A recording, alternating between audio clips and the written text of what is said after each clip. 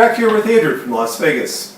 Well, 165, that's 120 pounds down in less than 10 months. That's 15 pounds below my goal. I would have never even thought that I would have gone below my goal of 180 and gotten down to 165. I am now in size 32 Levi jeans. I am now can wear a small polo shirt. This one's a medium, but this one might even be a large. But anyway, I can wear a small. I only have one small, so I tend to wear mediums until I get a few more shirts. The last 15 pounds have been a little surreal, actually. I mentioned in the last video 2 months ago that I am a vegetarian that eats fish, which is pescatarian. And my carb level went up. I went from 1,000 calories to about 1,400 calories, and my carbs during the first 10 months had been, or first 8 months had been below 60 grams, and my protein was around 110. My protein's still 100 plus, but my calories went up, my carbs have doubled, they're about 120. And then as of October 1st, became a vegan where I only eat plant-based food, no animal products at all. And I'm just doing that to live a healthier life. I have been going on this journey, and documentaries or books have come into my life by recommendations of either my dietitian or my doctor, or just in my efforts to learn more and searching out. One of the documentaries that I watched here lately and then followed up with some of the books from the doctors is Knives Over Forks. It's an excellent documentary. You can watch it on Netflix. It's out there to be purchased or rented. And it's an excellent documentary. And one of the things I didn't mention in my last video is I had gone back to the doctor after being off of my high cholesterol medicine for several months with his directions after losing the weight. And because my cholesterol number was so low. And anyway, my cholesterol number is high off of cholesterol medicine, so he put me back on a smaller dose, and I was on one that had two parts to it, two different medicines in it.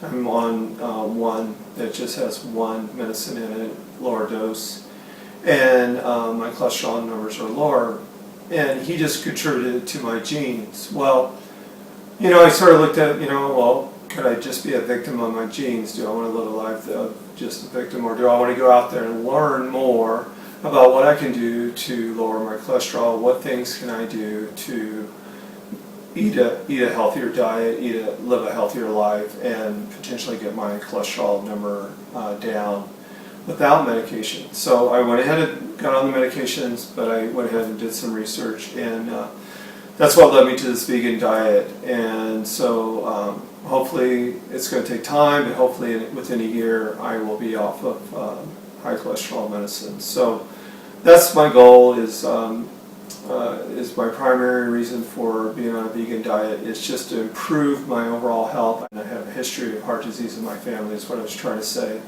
and cancer as well. And I've had aunts and uncles that have died of heart disease. I've had a brother that has died of heart disease. And so, and all of them fairly young age. So I'm just trying to do whatever I can to improve that. So that's the primary thing that's been going on. I tell you, it's been it's been really busy in my life right now. I mentioned last time we were closing the doors. Well, in the 11th hour, I was able to sell the business. So there's a lot more work involved in that, and still had to close the doors of the actual physical location. But anyway, so I was really busy. So I was still focused on eating well, but I wasn't focused on I wasn't just laser focused on all the exercise, even though I was getting a lot of exercise and with all that I was working on, and I wasn't as focused as I had been in the first 8 months. So to lose 15 pounds in those month 9 and month 10 months, it was sort of surreal. It was just like, wow. And I actually got a little concerned.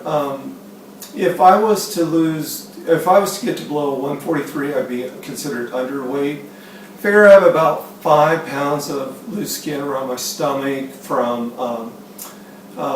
that's where I had most of my weight was around my stomach.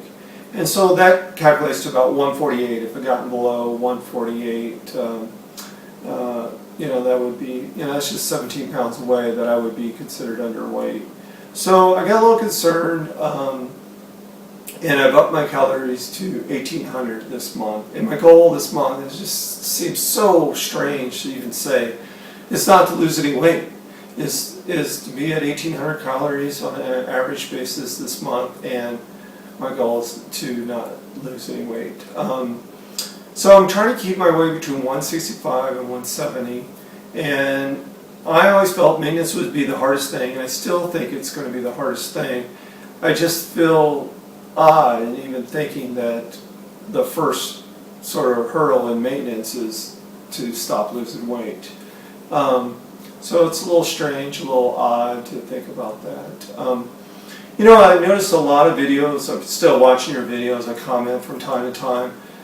And I appreciate everyone that's has inquired where I've been, what I've been up to. This is my video to catch up here.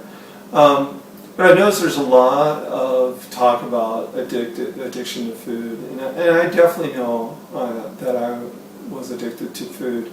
And I'll share a story, and I don't think I've shared this one before.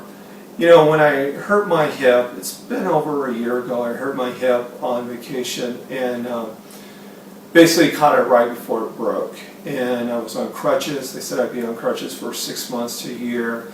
And the first thing I thought about was, how am I going to, on my crutches, go into Walgreens, reach into the frozen section and grab my Ben & Jerry's ice cream, and what was I going to do? And the things I did, even then, grab the bag before I got back there to be able to put it in. Just where my mind was is as far as, instead of trying to think about how can I get well, how can I heal my hip, it was, how am I going to keep my fix in place? And so, I just wanted to share that again, one of the best books that I've read that really helped me through that process was Anatomy of Food Addiction. And you can look that up on Amazon, and I highly, highly recommend it to anyone that's going through food addiction issues. One of the things that I had heard about once you got into maintenance is that the hunger would come back, and that if it does, that you would need to get a fill. Well, I'm at a weight that's so low that they're not going to give me a fill. I have 5 cc's in a 14 cc band, and my hunger has come back big time because I'm eating more carbs. And but actually my hunger is needed because I need to get 1,800 calories in a day. I need to eat a healthy amount of food. 1,800 just happens to be the number I'm shooting for. I need to stop losing weight. So the hunger is there for a reason. But I also don't want to go the other direction. So with that in mind, I'm just, just trying to keep it between 165, 170, keep on exercising because I want to keep healthy.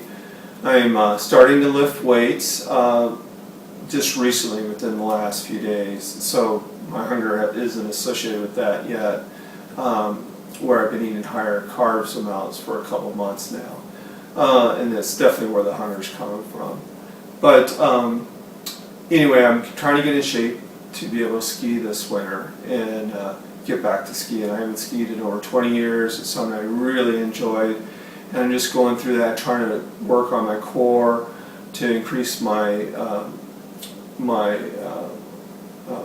weight training for my core, for my biceps, my triceps, my calves, and my thighs, and so that I'm ready to go this ski season. Well, hopefully I'll be able to make another video just telling you a little bit more about what's going on in my life, and also share with you what I have been eating here lately, in case anyone's interested in a vegan type diet or what maintenance is like. So anyway, until next time, have a wonderful week, and thank you all for joining me in this journey and for your comments. And remember, if you change your mind, you'll change your life. Thanks.